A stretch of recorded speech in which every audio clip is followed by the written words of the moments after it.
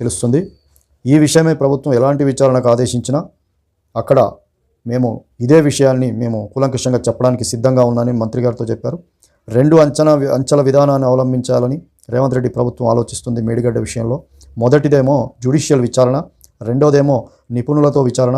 ఇందులో ఏది తొందరగా అవుతుందో చూసుకొని వచ్చే రిపోర్ట్ ఆధారంగా బాధ్యులపై యాక్షన్ తీసుకోవాలన్న ఆలోచనలో రేవంత్ రెడ్డి ప్రభుత్వం ఉంది.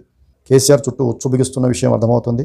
నిర్మాణ లోపాల వల్లే మేడిగడ్డ బ్యారేజ్ పిల్లర్లు కుంగిపోవడం, బ్యారేజ్కి పగుళ్ళు వచ్చినట్టు ఇప్పటికే ఢిల్లీ నుంచి వచ్చినటువంటి నిపుణుల బృందం కూడా తేల్చింది.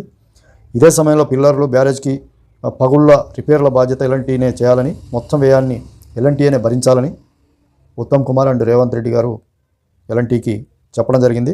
నిర్వహణ కాలపరిమితి అయిపోయిందని చెప్పి తప్పించుకుంటానంటే కుదరదని చెప్పి కూడా ఎల్ఎన్టీకి వార్నింగ్ ఇచ్చినట్టుగా ఉంది. మొత్తానికి కేసీఆర్కి మేడిగడ్డ విషయంలో ఉచ్చు బిగిస్తున్నట్టుగా దీన్ని బట్టి మనం అర్థం చేసుకోవచ్చు.